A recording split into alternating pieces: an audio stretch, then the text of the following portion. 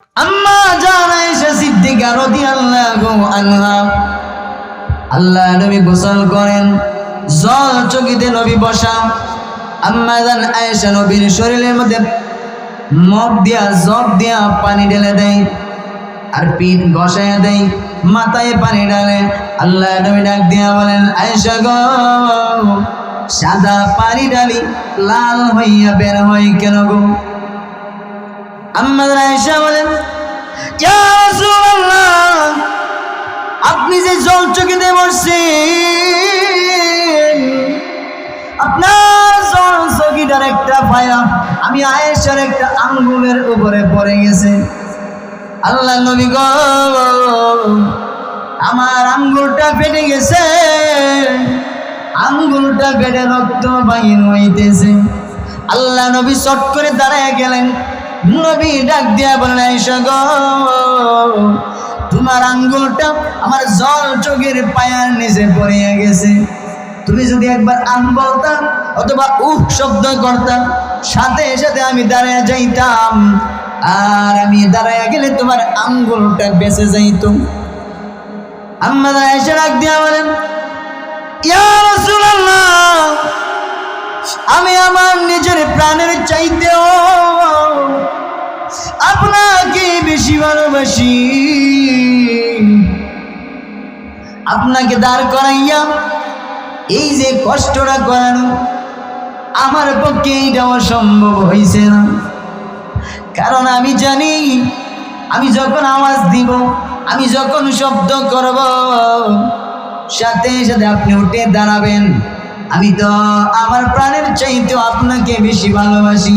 এই কারণে ভালোবাসার মাত্রা যেহেতু বেশি, ভালোবাসার অবস্থা যেহেতু চূড়ান্ত পর্যায়ে, এজন্যে আপনাকে দাঁড় করানোর মতো কষ্টটাও আমি আয়েশা দিতে চাই না। রে আদম, আচ্ছা আমরা বিয়ে পড়ায় দিতে হবে, বিয়ে ছাড়া মহিলার গায়ে হাত দেওয়া যাবে না। শেষে আল্লাহ রাব্বুল আলামিন নিজে খুতবা পড়ে আদম আলাইহিস সালাম এবং মা হাওয়ার বিয়া সমাপ্ত করছেন।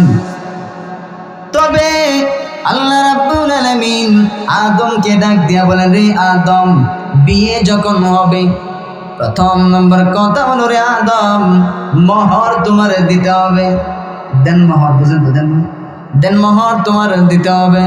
আদম আলাইহিস সালাতু ওয়াস সালাম ডাক দিয়া বলেন, প্রভু গো, যা কিছু এইখানে আমি চোখে দেখি আর যা কিছু দেখি না সবগুলোই তোমার, আমি কি দিমু? দেন মোহর। আল্লাহ রাব্বুল আলামিন আদমকে ডাক দিয়া বলেন, রে আদম, আমার শেষ নবী যিনি হবেন তার কিছু আমি আল্লাহ যার উসিলায় সৃষ্টি করেছি, মুহাম্মাদুর রাসূলুল্লাহ সাল্লাল্লাহু আলাইহি ওয়াসাল্লামের উপরে এক হাদিসে আসছে 3 বার, আর এক হাদিসে আসছে 10 বার। 10 বার তুমি দুরূদ শরীফ পড়ো, এই দুরূদ শরীফের সওয়াব হবে তোমার বিয়ার মোহর। তোমার বিয়ার, তোমার আর তুমি আদম আর হাওয়া দুজনের বিবাহের দেন মোহর হবে মুহাম্মদুর রাসূলুল্লাহর উপরে দুরূদ শরীফের সওয়াব। দেন মোহর দেওয়া সুন্নাত না নফল? ফরজ। দেন মোহর দেওয়া ফরজ। ফরজ। ওয়াতুন নিসাই, তোমরা খুশির সাথে মোহর আদায় করবা।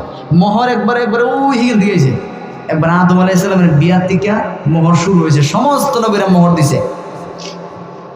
আমরা দেওয়া লাগেনি? আমরা তো মোহর মাফ নাকি? দা মোহর দেওয়া ফরজ, প্রত্যেকেই দিতে হবে, খুশির সাথে মোহর দিতে হবে। আবার সাবো বলে মোহর মাফ দিবা গা, ওই তো না।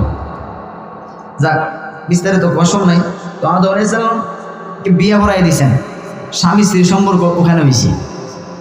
এই সম্পর্ক লইয়াই কিন্তু পৃথিবীতে আইছে। আমরা সবাই ছিলাম আদমের পৃষ্ঠদেশে, ফিডের মধ্যে আছিলাম আদমের, আমরা সবাই। তো আল্লাহ পাক জান্নাতের মধ্যে আদম এবং হাওয়ার বিয়া দিয়া আল্লাহ বুঝাই দিয়েছেন, প্রমাণ করে দিয়েছেন যে কুকুর কুকুরনি, বিড়াল বিড়ালনি, গরু ছাগল হাইওয়ান জীব জানোয়ার যা কিছু আছে তাদের যৌবিক চাহিদা তারা নিবারণ করবে, পূরণ করবে যেমনে খুশি এমনি। কিন্তু মানুষ তুমি তোমার যৌবন, তুমি তোমার যৌবিক চাহিদা পূরণ করবা বিয়া শাদীর মাধ্যমে। কিয়ের মাধ্যমে? কিয়ের মাধ্যমে? বিয়ে শাদীর মাধ্যমে তুমি তোমার যৌবিক চাহিদা পূরণ করবা। কুকুর নিয়ে জিন্দগি করলে তুমি মানুষ থাকবা না, অমানুষে রূপান্তরিত হইবা। তোমার মধ্যে আর কুকুরের মধ্যে কোনো পার্থক্য থাকবে না। কথা বুঝেননি? আচ্ছা, লক্ষ্য করেন স্বামী স্ত্রীর যে সম্পর্কটা, আল্লাহ বলেন আজওয়াজাল লিতাসকুনু ইলাইহা, যে আদম আলাইহিস সালামের ব্যাপারে বলছেন যে উনার বুকের বাঁকা হাড্ডির থেকে উনার জোড়া মা হাওয়াকে বানাইছেন। আর আমাদের বেলা বলছেন আমাদেরও প্রত্যেকের জোড়া বানাইছেন আল্লাহ পাক, আমাদের যে স্ত্রী বানাইছেন আমাদের প্রত্যেকের বুকের বাঁকা হাড্ডির থেকে। এর একটা প্রশ্ন হয় যে আদম আলাইহিস সালাম, আদম শব্দটা আসছে আদিমুন থেকে, আদম যে শব্দটা এটা আসছে আদিমুন থেকে। ফার্সিতে কো রুয়ে জমিন, বাংলা কয় ভূপৃষ্ঠ। ভূপৃষ্ঠ মানে এই জমিন। আল্লাহ বলেন যে আমি আদমরে সৃষ্টি করার সময় পৃথিবীর এমন কোনো জায়গা নাই যে জায়গার মাটি আদমের দেহের মধ্যে লাগাই নাই। সারা পৃথিবীর মাটি এমনি টাইন না সাইসা জমাইয়া এই মাটিটা দিয়ে, এই কাদাটা দিয়ে আদম বানাইছেন।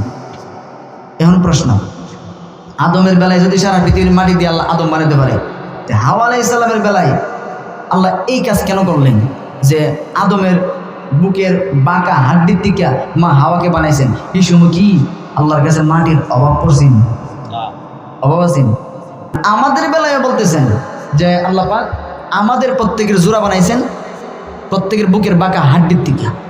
সূরা রুমের 21 নম্বর আয়াতের মধ্যে আল্লাহ পাক এই বিষয়টা তুলে ধরছেন। وَمِنْ آيَاتِهِ أَنْ خَلَقَ لَكُم مِّنْ أَنفُسِكُمْ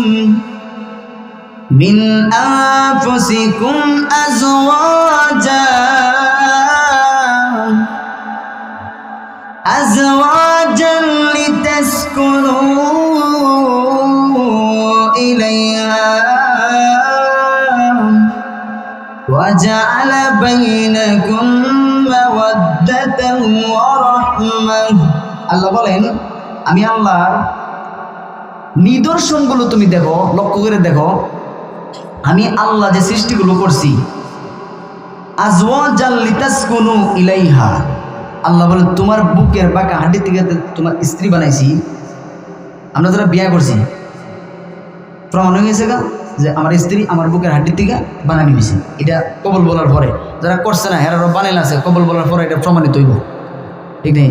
আল্লাহ বলে এই কামটা কেড়ে করছি জানো নি? ইচ্ছা করলে আমি তো পারতাম পৃথিবীর অন্য জায়গার মাটি দিয়া স্ত্রী বানাইতাম, কিন্তু এই কামটা করছি আজওয়াজাল লিতাসকুনু ইলাইহা, তোমাদের পারস্পরিক স্বামীর প্রতি স্ত্রীর, স্ত্রীর প্রতি স্বামীর ভালোবাসার বাঁধনটা মজবুত করার জন্য, যাতে করে তোমরা ঘরে গিয়া শান্তি পাও।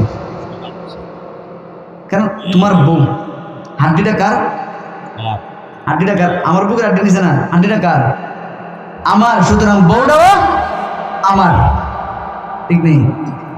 ভাই আমার এই জন্য আল্লাহ রাব্বুল আলামিন বলেন আমি আল্লাহ রাব্বুল আলামিন আদম আলাইহিস সালাতু ওয়াস সালামের বুকের বাম পাজরের হাড্ডি থেকে মা হাওয়াকে বানাইলাম। পৃথিবীর যতগুলো বান্দা বান্দি পৃথিবীতে যাবে রে, প্রত্যেকটা পুরুষের বুকের হাড্ডি থেকে, বাম পাজরের বাঁকা হাড্ডি থেকে তার স্ত্রীকে বানাইলাম। কেন? কারণ যাতে তোমাদের প্রতি একজনের প্রতি আরেকজনের ভালোবাসার সম্পর্কটা বড় গভীর হয়, আর তোমরা যাতে ঘরের মধ্যে গিয়া শান্তি পাও, আরাম পাও, একজনের কথা যাতে আর একজন মনোযোগ দিয়ে শুনে, দুঃখের সময় যাতে সাথী হয়, সুখের সময় যাতে সাথী হয়, এই কারণে আমি আল্লাহ এই কামটা করছি। রে বান্দা,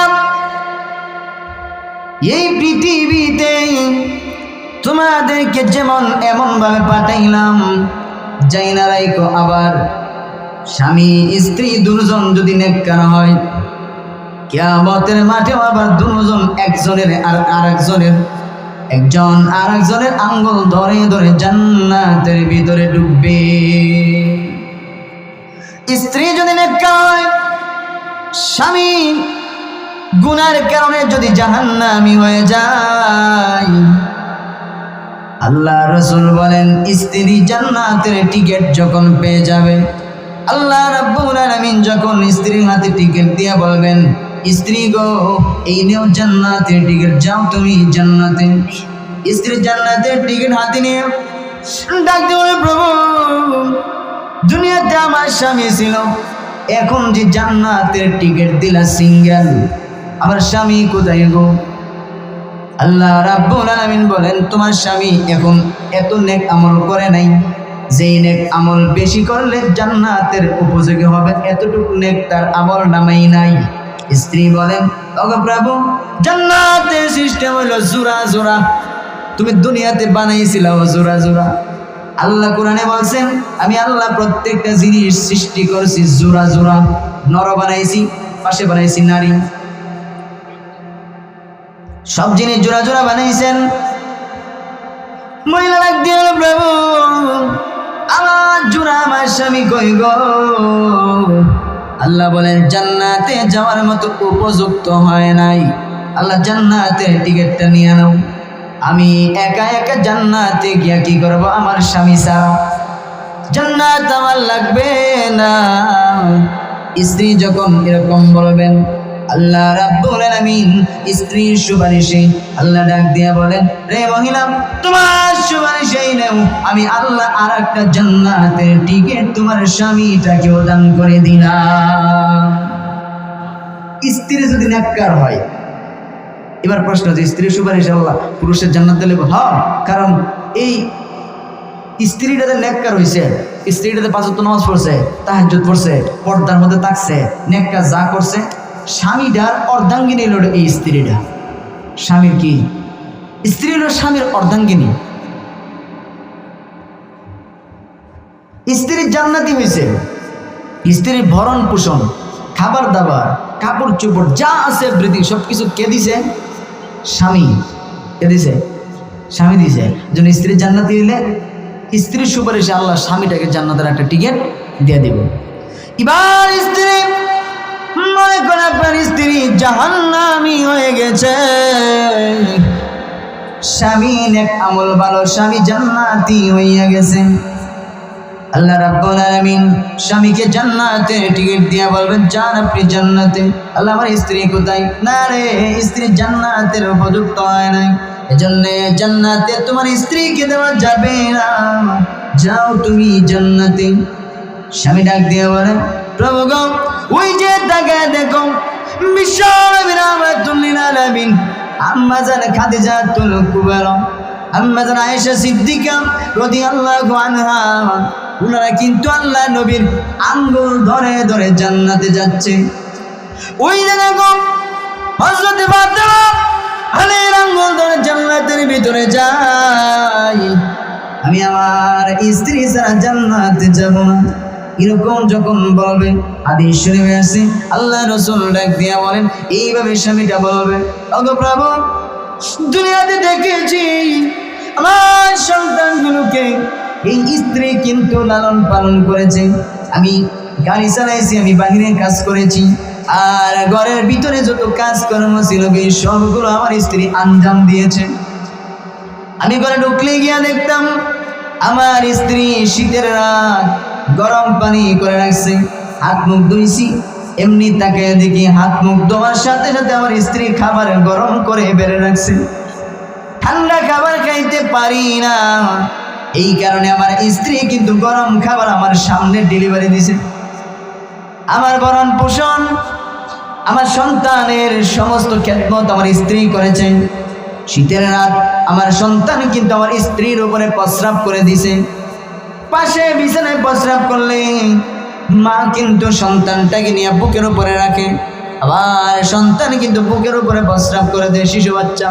স্বামী ডাক দিয়ে বলে, প্রভু গো আমার সন্তানগুলো লালন পালন করতে গিয়ে আমার স্ত্রী এরকম কষ্ট করেছে, ওগো আল্লাহ আমি একা জান্নাতে গিয়ে কি করব গো?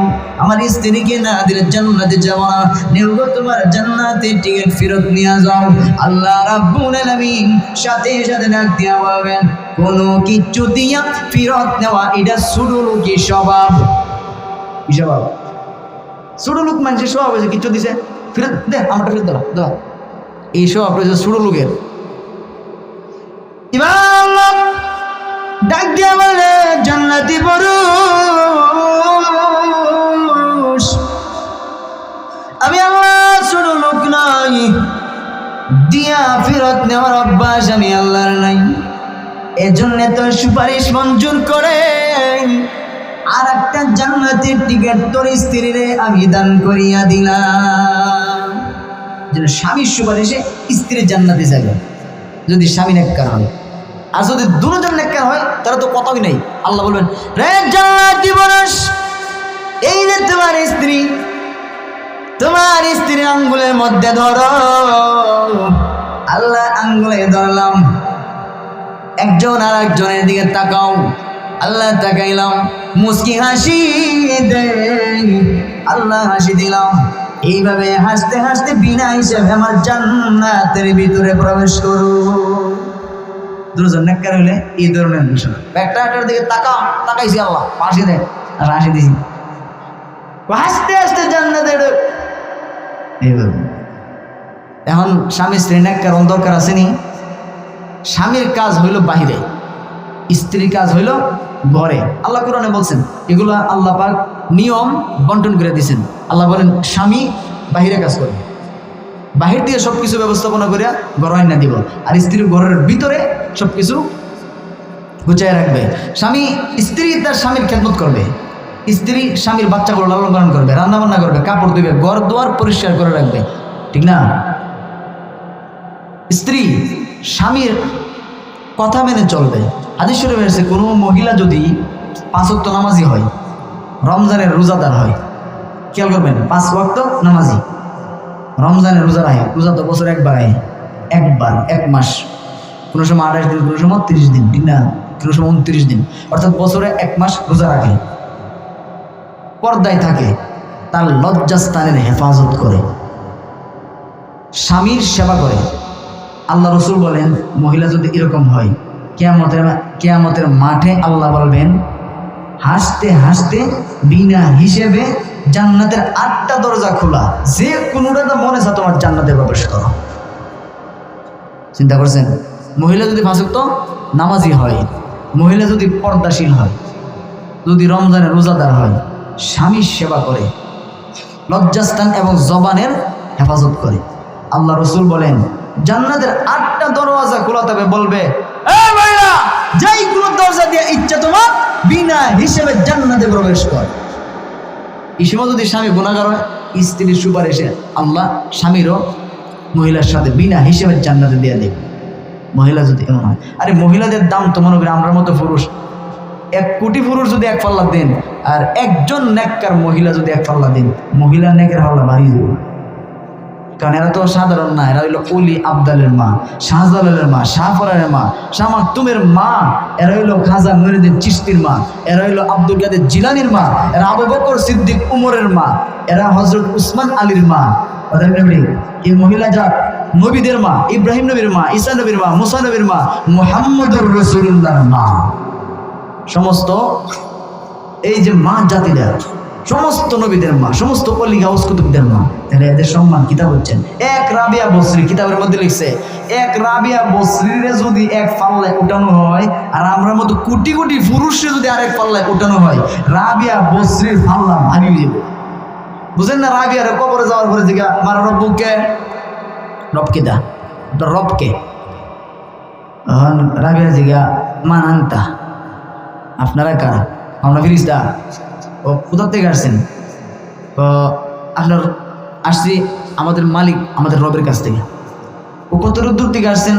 500 বছরের রাস্তা। কারণ আমি রাবিয়া মাত্র 3.5 হাত মাটির নিচে আইছি, আপনারা 500 বছরের রাস্তা দূর থেকে আয়া রবের কথা বলছেন না? কোনা ওইটি কি দেখুন, 500 বছর রাস্তা দূর থেকে আপনারা রবরে আপনারা বলছেন না, আমি কত দূর নিচে আইছি, ওর সারা রাত মাটির নিচে আইছেন, ও তাহলে আমি আমার রব ভুলে গেছি গা, কি করেন আমি আমার রব ভুলে গেছি।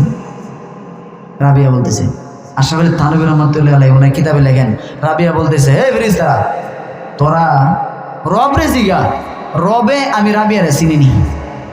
সুবহানাল্লাহ দিন না, রব রে জিগা আমি রাবিয়ারে রবে চিনিনি। কারণ আমি যদি কই আমার রব আল্লাহ, আর আল্লাহ যদি কই আমি রাবিয়ারে চিনি না, তাহলে তো আমার এই রবগিরি আর বান্দাগিরি বাদ। আল্লাহরে জিগা আল্লাহ আমার চিনে। আল্লাহ যদি কই আল্লাহ যে রাবিয়া আমার বান্দি, তাহলে আমার গোসা কোন লাগতো না, আমার এমনি সব উত্তর হয়ে গেছে। ফেরেশতা আল্লাহ রাব্বুল আলামিনের দরবারে ডাক দিয়া বলেন, প্রভু গো নাসর বান্দির কাছে পাঠাইছেন, এমন এক বান্দির কাছে পাঠাইছেন গো যে যাকে আমরা প্রশ্ন করব কিন্তু উল্টা সে আমাদেরকে প্রশ্ন করা শুরু করছে।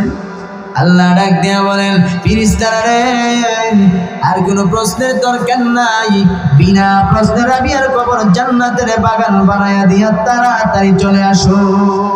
মানে এরকম মহিলা যদি হয়, উপায় আছে আপনার মতো পুরুষের উপায় আছে, বেল আছে। রাবিয়া, আয়েশা সিদ্দিকা, আম্মাজান খাদিজাতুল কুবরা এর মতো মহিলার উপায় আছে? কিয়ামত পর্যন্ত যত পুরুষ পৃথিবীতে সকল পুরুষের পাল্লা দিয়ে দিলে এক আম্মাজান আয়েশা সিদ্দিকার তুলে দিলে খামিব? এজন্য হেরার দাম বেশি না, কিন্তু হেরা কি বুঝে, এর দাম বেশি। মহিলারা বুঝে, মহিলারা বুঝতে রাজি না। অথচ আল্লাহ রসুল বলছেন যে মহিলাদের ব্যাপারে বলছেন রসুল যে মহিলারা হইল এমন যাদের পুরুষদেরকে বলা হয়েছে যে তোমরা সাবধান, কারণ তোমাদের জান্নাত কিন্তু তোমাদের মার পায়ের নিচে। এমন সম্মান মহিলা জাতিকে দেওয়া হয়েছে, তা বুঝতেছেন ভাইয়ের আমার? তো বলতেছিলাম পুরুষটা কাজ করবে বাহিরে, কইরাই না গড় দিবে, মহিলা গড় গুছাই রাখবে, ঠিক না? মহিলা তার স্বামীর প্রতি সম্মান, শ্রদ্ধা, ভক্তি, ভালোবাসা পরিপূর্ণ থাকবে, করবে তার স্বামীকে। কারণ এই পুরুষটা বাহিরে গিয়ে যত নেক কাজ করবে, 5 ওয়াক্ত নামাজ পড়ছে বাহিরে গিয়ে, হজের সময় হজ করছে, সত্য কথা কইছে, হালাল ইনকাম করছে। হালাল ইনকাম করাটাও কিন্তু ফরজ। নামাজ পড়া যেমন ফরজ, হালাল ইনকাম করা এরকম ফরজ। তো এই ধরনের যত নেক কাজ এক কথায় পুরুষটা বাইরে গিয়া করছে, মহিলা এগুলো কিচ্ছু করছে না, শুধু ঘরের মধ্যে পাকশাক করছে, বাচ্চাগুলারে গুছাই রাখছে, ঘর গুছাইয়া রাখছে, স্বামীর সাথে সুন্দর আচরণে মিষ্টি ভাষায় কথা বলছে, এতটুকু যে করছে। পুরুষটা বাহিরে গিয়া যত নেক আমল করছে, দান করছে, সদকা করছে, নফল করছে, ফরজ করছে, সুন্নত করছে, ওয়াজিব করছে, হালাল কাজ করছে, যত ধরনের ইবাদত করছে, সবগুলো ইবাদতের সমান সমান মহিলার আমল নামে আল্লাহ লিখে দেয়। সুবহানাল্লাহ দিন না? মহিলার আমল নামে সমান সমান আল্লাহ দান করে দেয়। কেন? কেন ওই মহিলারা তার স্বামীকে ভালোবাসছে, স্বামীর বাচ্চাগুলো গোছাই রাখছে, স্বামীর সাথে সুন্দর আচরণ করছে। কথা বুঝতেছেন? এই জন্য কিন্তু পুরুষের সমস্ত নেক আমলের সোয়াব মহিলাকে সমান সমান দেওয়া হয়। আর মহিলা যদি নেক কাজ করে, ভালো করে বুঝেন, মহিলা ঘরের মধ্যে থেকে 5 ওয়াক্ত নামাজ পড়ছে, আজান দিছে, অক্ত মতো ঘরের কোণে 5 ওয়াক্ত নামাজ পড়ছে, রোজা রাখছে, নফল রোজা রাখছে, ফরজ রোজা রাখছে, তারপরে আরো যত ইবাদত বন্দি গেছে এগুলো করে, সমান তার স্বামীর আমল নামেও আল্লাহ লেখা দেয়। সুবহানাল্লাহ না? আপনারা সুবহানাল্লাহ এটা ফজিলত কম নাকি? দা সুবহানাল্লাহ এটা ফজিলত। এক লোক মারা গেছে, এরপর আমি আমার বিষয়ের মধ্যে আসতেছি। আবার এক লোক মারা গেছে, কবরের মধ্যে রাখছে সিস্টেমে, যে নিয়মে কবরে রাখা হয়েছে। ফেরেশতারা আসছে, কবরের মধ্যে জিজ্ঞাসা মার রব্বুকা, কিন্তু আয়সা থেকে গুনার দুর্গন্ধে সারা শরীর থেকে গুনাদের বাইরে হইতেছে, গুনার দুর্গন্ধে সারা কবর দুর্গন্ধযুক্ত হয়ে গেছে। হঠাৎ করে নাকের মধ্যে একটু সুঘ্রাণ এসে লাগছে, ফেরেশতারা সুঘ্রাণটা খুঁজতেছে যে সারা শরীর গুনার দুর্গন্ধ, হঠাৎ করে এই নাকের মধ্যে সুঘ্রাণ লাগলো, সুঘ্রাণটা করতে গাইল, খুঁজার বিষয় না, খুঁজা শুরু করেছে, খুঁজতে ইয়া ঠোঁটটা সারা শরীর খুঁজে তো পাইছে না, ঠোঁটটা আলগি দিয়া পাইছে, ঠোঁটের নিচের থেকে সুঘ্রাণ বাইরে দিয়েছে, কারণ ঠোঁটটা আলগি দিছে, সাথে সাথে সুঘ্রাণ বাইরে পুরাটা কবর মুখরিত হয়ে গেছে।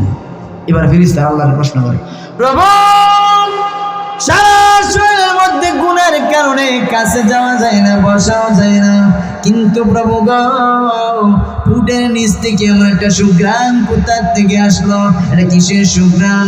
আল্লাহ ডাক দিয়া বলেন, ফেরেশতারা রে, মাহফিলের মধ্যে বসে বসে জোরে জোরে চিৎকার দিত, আমার আল্লাহ পবিত্র, সুবহানাল্লাহ, আল্লাহু আকবার, সুবহানাল্লাহ, আল্লাহু আকবার, আমার আল্লাহ বড়, এরকম করে করে চিৎকার দিত, আমার আল্লাহ পবিত্র, আমার আল্লাহ বড়, এরকম বলতো।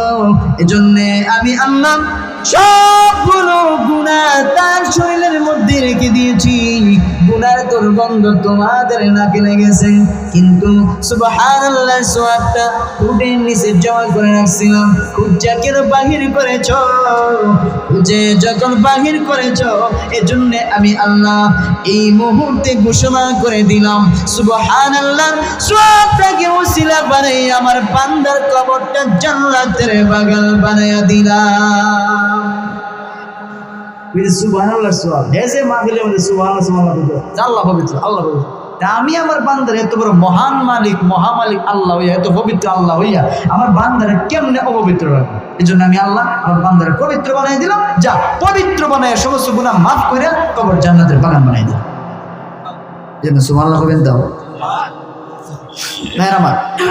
এবার লক্ষ্য করেন, মহিলা যত নেক কাজ করে সমান কিন্তু পুরুষের আমল নামে দেওয়া, কারণ এই মহিলার যত কিছুর আয়োজন, যা কিছু দরকার সবকিছু ব্যবস্থাপনা এই পুরুষটা করতেছে, ঠিক না? দ্বিতীয়ত আল্লাহ রাসূল বলেন, এই মহিলারা যে পুরুষটাকে ভালোবাসে, এই ভালোবাসার কারণে পুরুষের নেক আমল মহিলা পায়, আর স্বামী যে স্ত্রীকে ভালোবাসে এই জন্য স্ত্রীর নেক আমল স্বামী পায়। একজন একজনের ভালোবাসা, এই কারণেই তো আল্লাহ বলেন যে ভালোবাসাটা গভীর হইবার লিগা, ভালোবাসাটা যাতে মহব্বতটা যাতে বন্ধনটা যাতে শক্ত হয়, এই জন্যই তো তোমার বুকের বাঁকা হাড্ডির দিকে তোমার বউ বানাইছে। ভালোবাসা শক্ত হইতো, বন্ধন মজবুত হইতো। আর আল্লাহ রাসূল বলেন যে বুকের বাম পাজরের বাঁকা হাড্ডির থেকে মহিলা বানাইছে, তোমার স্ত্রী বানাইছে, তোমার জোড়া। রাসূল বলেন যে এটা অবশ্যই বাঁকা হাড্ডির থেকে যেহেতু বানাইছে, এটাও কিন্তু খাসলতে বাঁকা হইব। তুমি কিন্তু সোজা করতে চাইবা, সোজা করতে চাইবা বট্টার দা ভেঙে দেব, এই জন্য বাঁকার বাইলে বাইলে চলল। রাসূল বলছেন যে বাঁকার বাইলে বাইলে চলল। বুঝেন না, আপনি গেছেন আজকে বাজারে যাইবেন, বাজারে ব্যাগ হাতে দিয়েছে, স্ত্রী দিয়া বলতেছেন, আপনি বললেন যে বাজার থেকে কি দাম, বলে গুঁড়ো ছোটো মাছ আইন, আর জাগুর মাছ আইন, কই মাছ আইন, মূলা আইন, শুটকি আইন, শীতল আইন, এটাও তাহলে দুই কইছে, ধন্যবাদা কাঁচামরিচ সবটা কয়ে দিছে। আপনি চিন্তা করলেন সপ্তাহ তুই কইল, ধন্যবাদা কাঁচামরিচ, লাডি মাছ, তারপরে লাউ কদো তুই কইল, কিন্তু লবণের কথা দিয়ে কইছে না। আপনি ভাবতেছেন যে গেলেন যে লবণ লাগবো নি, এটার উত্তর হইল লাগলে লাগবো, না লাগলে যে না লাগতো না, সোজা উত্তর। কিন্তু না, ওই যে বাঁকা, যে বাঁকা হাড্ডির থেকে বানিয়েছে তো উত্তরও বাঁকা। কোন বাজারে আনছিলেন মনে আসেনি? কোন বাজারে আনছিলেন মনে আসেনি? আরে উত্তরের দাম দরকার আছে, এমনি তুই রাগি হইলেন, এই তোরে বসে ঈদের কথা কইতে লবণ লাগলে কবে না বলো লাগবো, কোন বাজারে আনছি কিতা আবার কিনা, আমি আর না তোর কোন ভাবে আনে এটা এরকম ভাই ঝগড়াটা তেমনি শুরু হয়, ঠিক না?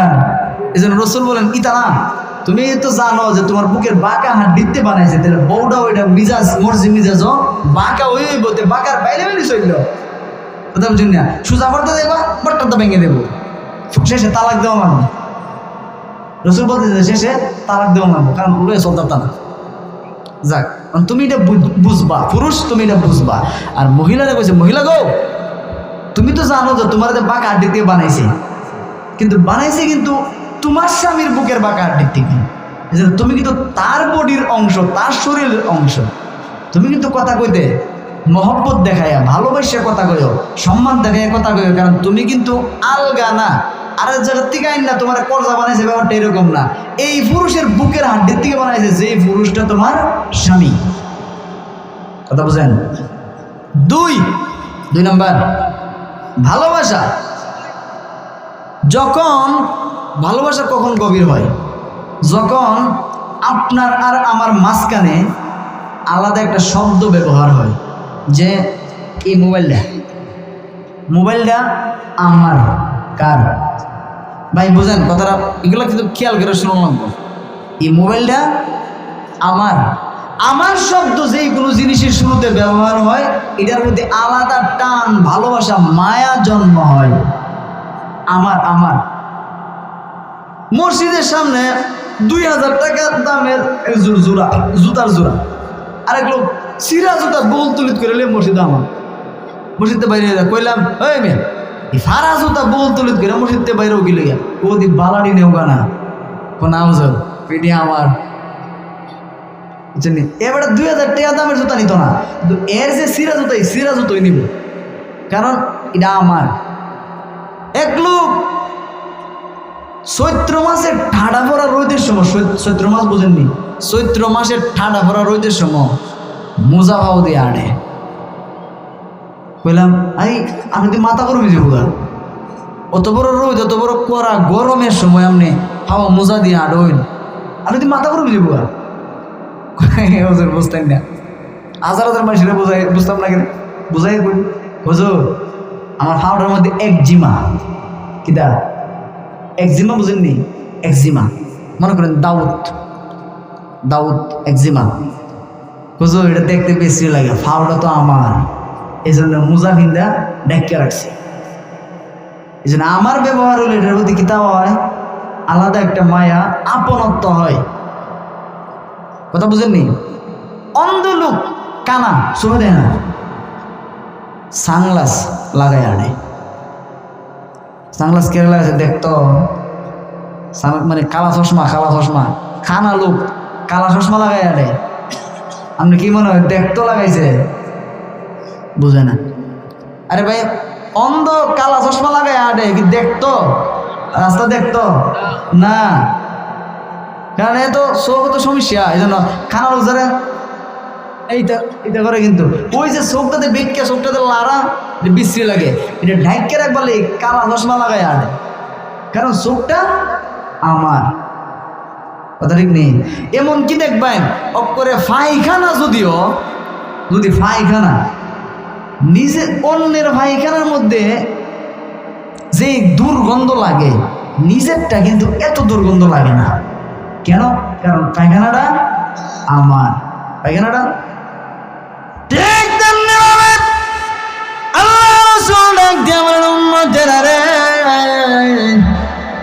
জুতা যেমন তোমার মামার কারণে জুতার প্রতি মহব্বত, চোখ যেমন তোমার মামার কারণে অন্ধ চোখ কিন্তু কালো চশমা লাগে, আর কেউ যাতে তোমার চোখের সমস্যা না দেখে। পাগুলো তোমার মামার কারণে দাউদ একজিমা জায়গায় পড়ে, গরমের সিজনেও মোজা পরে আটো, কেউ যাতে তোমার পায়ের সমস্যা না দেখে। ঠিক তেমনি ভাবে যাই না রাই গুম্মত্রে, চোখটা যেমন তোমার, হাতটা যেমন তোমার, কল্লা যেমন তোমার, পা যেমন তোমার, বুক যেমন তোমার, বুকের হাড্ডি যেমন তোমার, যাই না রাই বউটাও কিন্তু তোমার। এজন্যে তুমি যেমন তোমার নিজের অঙ্গগুলো, নিজের জিনিসগুলো কোনো দোষ থাকলে ঢেকে রাখো, যাই না রেখো বউটা কিন্তু তোমার। সুতরাং তোমার বউ যদি নাক ফেঁসা হয়, দাঁত লম্বা হয়, দেখতে একটু কালো হয়, চুল একটু বাড়ি হয়, দেখতে একটু বিশ্রী হয়, মেয়েটা যদি একটু বাড়ি হয়, খাটো হয়, তার দোষ থাকতে পারে। জানি না রেখো বানাইছে কিন্তু আল্লাহ, এবং বানাইছে কিন্তু তোমার বুকের বাঁকা হাড্ডি দিয়া। সুতরাং এটা কিন্তু তোমারটাও, অন্যের না। সুতরাং তোমার যেহেতু, তারও তুমি দোষ ঢাইকা রাখো।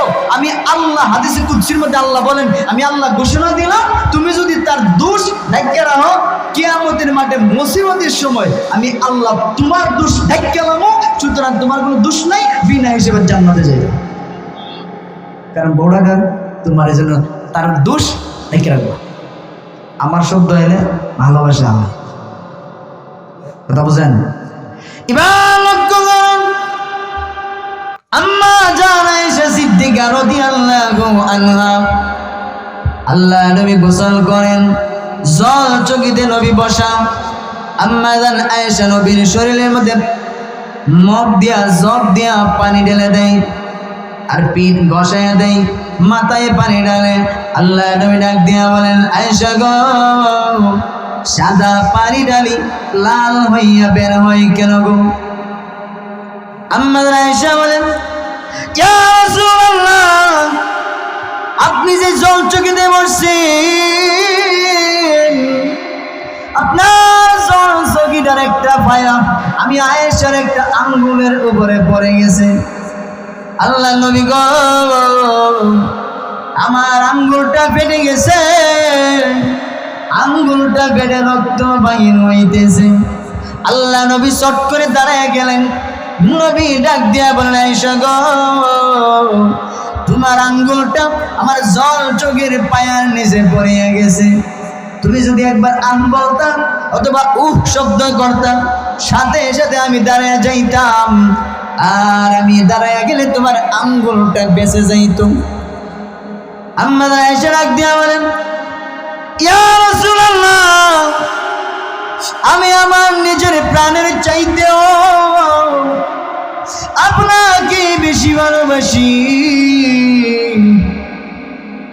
আপনাকে দাঁড় করাইয়া এই যে কষ্টটা করানো আমার পক্ষে এটা অসম্ভব হয়েছে না।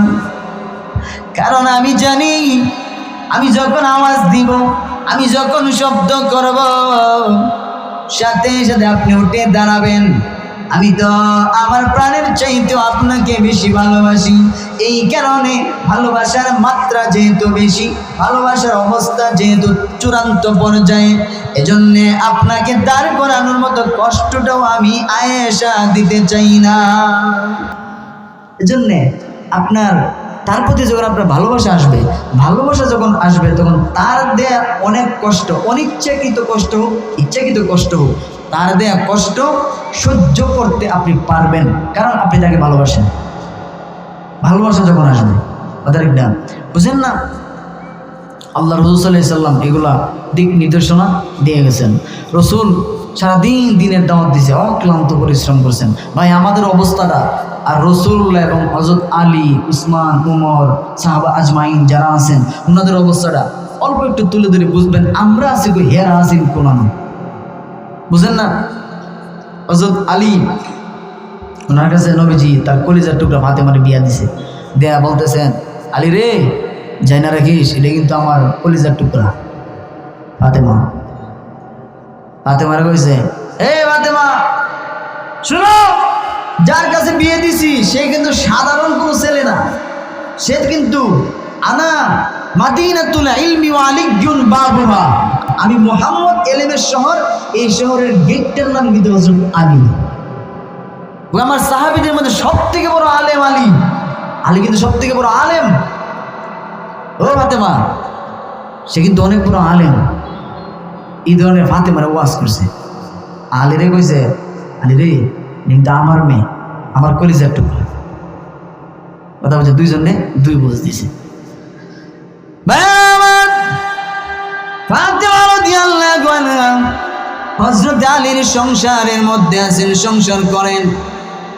কোনো কারণে হযরত ফাতেমা আলীর মনে কষ্ট দিতে রাজি না, কারণ আল্লাহ রসুল বলেছেন, স্বামী যদি বেজার হয়, স্ত্রীর প্রতি স্বামী যদি বেজার থাকে, আল্লাহ রসুল বলে, আমি মুহাম্মদ যদি ওই স্ত্রীটার জানাজার নামাজ পড়াইয়া দিই, কিন্তু স্ত্রীটার প্রতি স্বামী বেজার, স্বামী বেজার থাকে অবস্থায় আমি মুহাম্মদ জানাজার নামাজ পড়াইয়া দিলেও ওই মহিলাটাকে জাহান্নাম থেকে কেউ বাঁচাইতে পারবে না।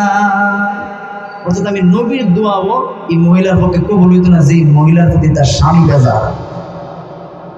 ফাতেমাকে বলতেন, ফাতেমা, তুমি আমার কলিজার টুকরা হতে পারো, কিন্তু যাই না রে আলী কিন্তু তোমার স্বামী। আলীর মনে কষ্ট দিলে আমি মুহাম্মদ কষ্ট পাব, আর আমি মুহাম্মদ কষ্ট পেলে আল্লাহ বেজার হইয়া যাবে। বুঝেন না? আল্লাহ রাসূল ভালো করে বুঝবেন। আল্লাহ রাসূল সফরে গেলে, দূরে কোথাও যুদ্ধের ময়দানে গেলে, সফরের মধ্যে গেলে, শেষ বিদায় হযরতে ফাতেমার কাছ থেকে নিতেন। এরপরে আর আল্লাহর রাসূল কারো কাছ থেকে বিদায় নিতেন না, সর্বশেষ বিদায় ফাতেমার থেকে নিতেন। আবার মদিনায় যখন ঢুকতেন সর্বপ্রথম হযরতে ফাতেমার সাথে নবী দেখা করতেন। কয়েকদিন ধরে দেখা যায়, সপ্তাহ হয়ে গেছে, অথচ আল্লাহর রাসূল প্রতিদিন সকাল বিকাল ফাতেমার বাড়িতে যান। বেশি দূরে নয়, আমি নিজে দেখে আসি, এখনো সেই চিহ্ন আছে। মদিনার মসজিদ থেকে আল্লাহর রাসূলের রওজা শরীফ থেকে সর্বোচ্চ 500 হাত 500 হাত দূরে 6-7টা গম্বুজ দিয়ে মসজিদ বানিয়ে রাখছেন, সাদা সাদা গম্বুজ। ওই মসজিদটাই হলো হযরতে ফাতেমা, আলী, হাসান হুসাইনের ঘর, 500 হাত দূরে। এবার আল্লাহর রাসূল প্রতিদিন সকাল বিকাল ফাতেমার ঘরে যান, দেখা করেন, মেয়ের সংবাদ নেন, খোঁজ খবর নেন। কিন্তু এখন দেখা গেল সপ্তাহ হয়ে যায়, ফাতেমার বাড়িতে আল্লাহর নবী যান না, কোনো খোঁজ খবর নেয় না। আল্লাহ নবী মদিনা শরীফ থেকে ঘোড়ার উপর আরোহণ করে, কোনো বর্ণনায় আছে উটের উপর আরোহণ করে, মদিনা শরীফ থেকে বাহিরে বের হইতেছেন, ফাতেমার বাড়ির সামনে দিয়ে যায়। কিন্তু আল্লাহ নবী ফাতেমার বাড়িতে যাবেন দূরে থাক, ফাতেমার বাড়ির দিকে নবী চেহারা ঘুরাইয়া তাকাইলেন না। হাসান হুসাইন দৌড় শুরু করলেন, বাড়ি থেকে ডাক দিলেন, লালা গো একটু দাঁড়ান, আপনাকে দেখব। আল্লাহ নবী দাঁড়াইলেন না। হাসান আর হুসাইন দুজন দৌড় শুরু করলেন, দৌড়াইয়া দৌড়াইয়া আয়েশা নবীজির উটের লাগাম ধরলেন, টান দিয়া লাগাম ধরলেন, আর ডাক দিয়ে বললেন, সারা জীবনে আমরা দেখেছি মদিনা থেকে বের হইলে সবার সাথে দেখা করার পরে সর্বশেষ ফাতেমার থেকে বিদায় নিতেন। আবার মদিনায় ঢুকলে গো সর্বপ্রথম ফাতেমার সাথে দেখা করতেন। কিন্তু না গো, গত 1 সপ্তাহ ধরে আমরা খেয়াল করতেছি আপনি আমাদের বাড়িতে যান না, ফাতেমার সাথে কথা বলেন না, আমাদের সাথেও কথা বলেন না। এমনকি আজকে যে আপনি চলে যাচ্ছেন, ফাতেমার বাড়ির দিকে আপনি তাকাইলেনই না। আল্লাহ ডাক দিয়া বলেন, হাসান হুসাইন রে, শুনেছি তোর মা ফাতেমা নাকি আলীর মনে কষ্ট দিয়েছে, আলী নাকি তোর মার প্রতি বেজার রে। আরে হাসান হুসাইন, আমার কন্যা ফাতেমারে যায় কইয়া দেও, তোমাদের মা ফাতেমাকে গিয়া বলো আমি মুহাম্মদুর রাসূলুল্লাহ বলেছি, আলীর মনে কষ্ট থাকা অবস্থায় এই মুহূর্তে যদি ফাতেমা মারা যায়, আল্লাহর কসম খেয়ে বলি, আমি মুহাম্মদ আল্লাহর নামে কসম খেয়ে বলি, আলী যদি তোর মা ফাতেমার প্রতি খুশি না হয়, আমি মুহাম্মদ তোদের মা ফাতেমার জানাজার নামাজেও যাব না। কারণ আমার জানাজায় তোর মার কোনো লাভ হইত না, কারণ তার স্বামী হযরত আলী তার প্রতি বেজার। চিন্তা করছেন?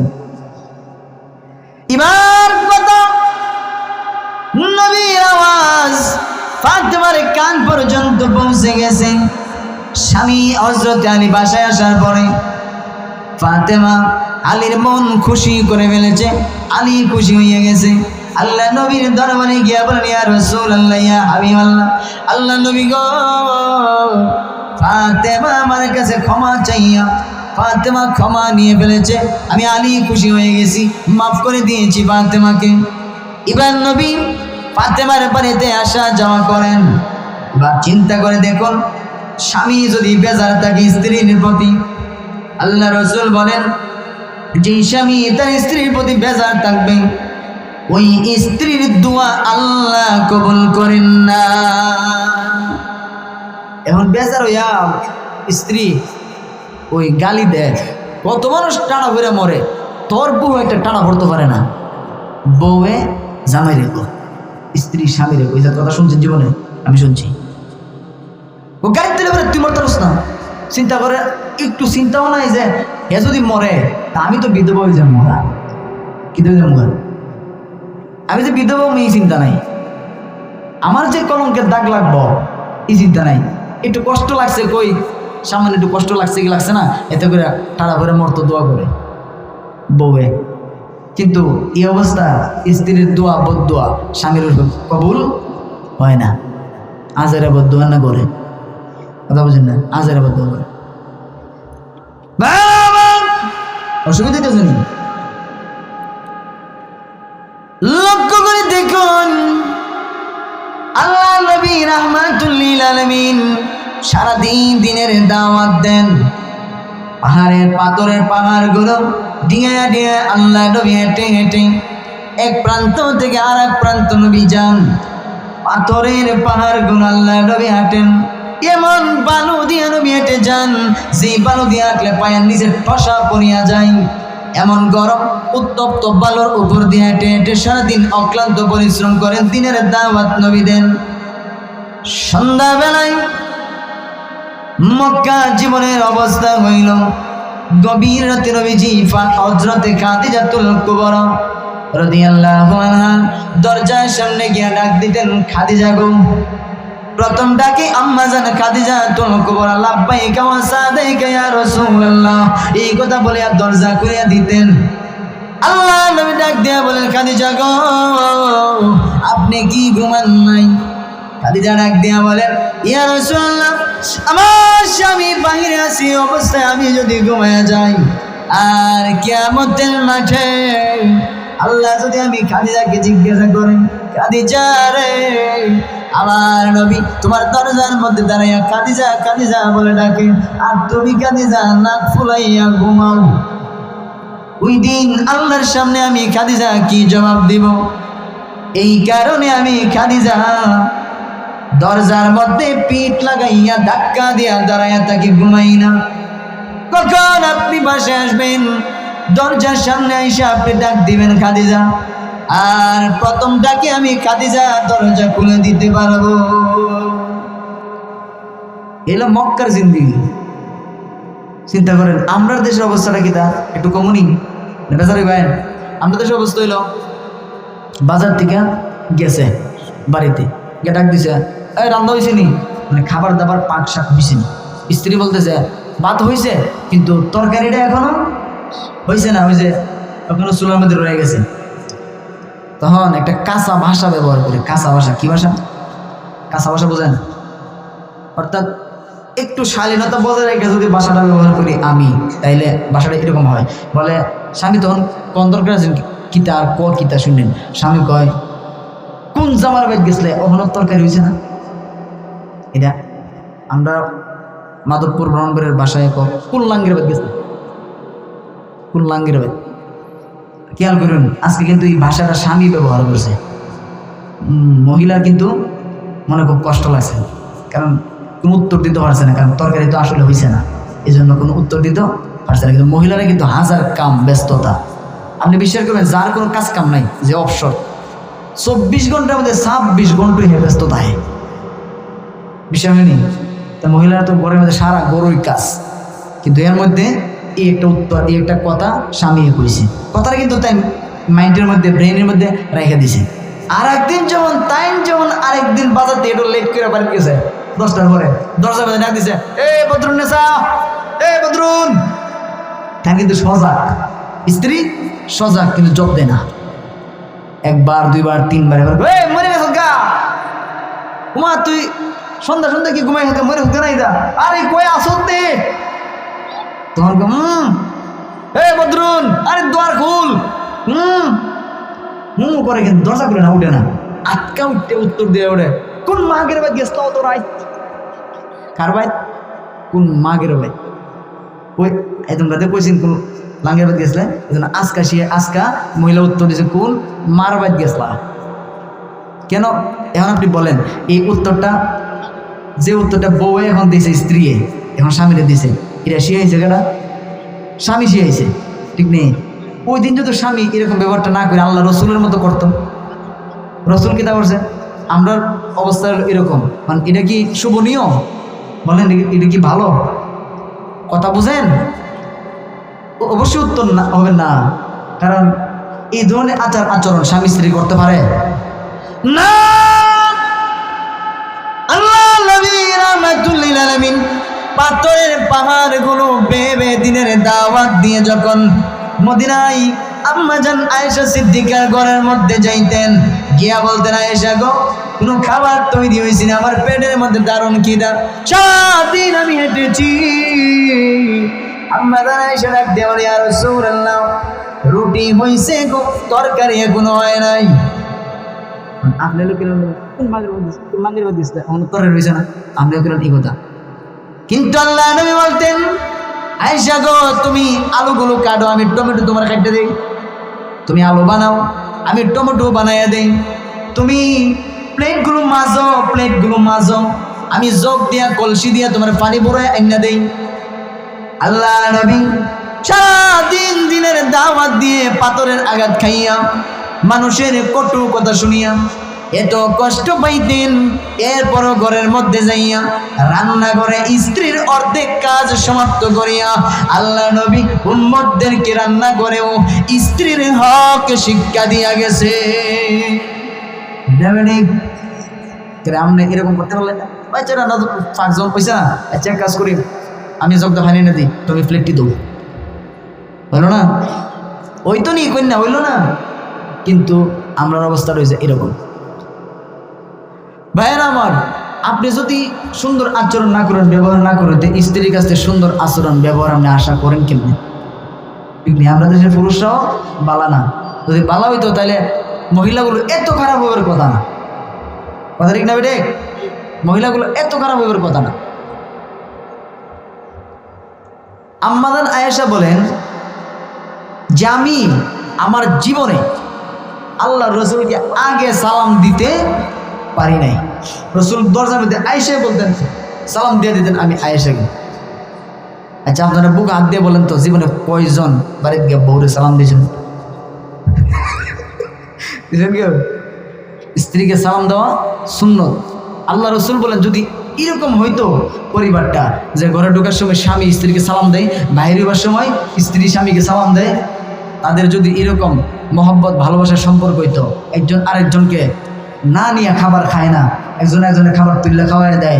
আম্মা জান আয়েশা বলেন আমি গ্লাসটার মধ্যে পানি পান করছি, যেই দিক দিয়ে টুট লাগাইয়া আমি পানি পান করছি, আল্লাহর রসুল ঠিক ওই দিক দিয়ে ওই টুট লাগাইয়া পানি পান করছেন। এই হলো ভালোবাসা, এই হলো মহব্বত। এরকম যদি হয় তাহলে আপনি বলেন তো, ফ্যামিলিটা, পরিবারটা বেহেশতের বাগান হয়ে যেত না? কেউ জান্নাতের বাগান হয়ে যেত না? এরকম যদি আচরণ হয়, স্বামী স্ত্রীর পরিবারটা বেহেশতের বাগান হয়ে যাবো, জান্নাতের বাগান হয়ে যাবো। ঠিক না? আল্লাহ তো আমাদের বুকের বাঁকা হাড্ডির থেকে স্ত্রীকে বানাইছেন এই উদ্দেশ্যে, যাতে ফ্যামিলিতে শান্তি, বরকত আসে, রহমত আসে। ঠিক না? এবার আল্লাহ পাক বুকের বাঁকা হাড্ডির থেকে বানায় এখানে কিছু প্রমাণ দিতে চান। এক নম্বর প্রমাণ, আল্লাহ বোঝাইতে চান যে মহিলারা গো, মহিলাদেরকে বলেছেন ও মহিলারা একটু ভালো করে খেয়াল করো যে তোমাদেরকে বুকের বাঁকা হাড্ডির থেকে কেন বানাইলাম।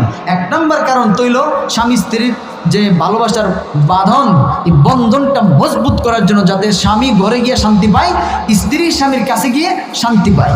এই জন্য তোমাদের ভালোবাসার বন্ধনটা মজবুত বানানোর জন্য, যাতে একজনের কাছে আরেকজন শান্তি পাও, এই জন্যে আমি আল্লাহ এই কাজটা করছি। স্বামীর বুকের বাঁকা হাড্ডির থেকে, বাম পাজরের হাড্ডির থেকেই আমি তার স্ত্রীকে বানাইছি। এটা তো এক কারণ। দুই নম্বর কারণ, আল্লাহ বোঝাইতে চান যে হাড্ডিটা থাকে কোথায়। আমাদের এই যে তাকাই দেন উপরে চামড়া, যেটা ওয়ালের মধ্যে বসা লাগলে পানি আয়, রক্ত আয় না, এটা একটা চামড়া। কথা ঠিক নেই? এর নিচে গোস্ত, এই গোস্তটারে টাইট করে ভেসে রেখেছে আরেকটা চামড়ায়। ঠিক না? গোস্তর নিচে হাড্ডি, কিন্তু হাড্ডিটা যাতে ক্ষয় না হয়, হাড্ডিটা আবার পাতলা একটা আবরণ, একটা চামড়া দিয়ে ভেসাই রেখেছে। এই সাইডটা পর্দার ভিতরে হাড্ডি। আল্লাহ এখান থেকে আল্লাহ ইঙ্গিত দিতে চান, ও মহিলারা, পর্দার বিধান তো তোমাদের অবরোধের জন্য নয়, আন্দোলনের জন্য নয়, বরঞ্চ পর্দার যে বিধান দিয়েছেন আল্লাহ, ওইটা কিন্তু মহিলাদের সম্মানের জন্য দিয়েছেন। মহিলাদের সম্মান, মহিলাদের আকর্ষণের জন্য। আচ্ছা, মহিলারা যদি অবাধে চলাফেরা, অবাধে মেলামেশা করে, চুলের মধ্যে শ্যাম্পু দিয়া, চুল উড়াইয়া, একবারে টাইট পিট কাপড় চোর পিন্দা, অর্ধলেংটা হয়, আমার যদি কোমরের মধ্যে কুতুর আছে, বুকের মধ্যে কুতুর আছে, এইভাবে যদি রাস্তা দিয়ে চলাফেরা করে, সবসময় দিনে রাতে আপনি মহিলারা দেখেন।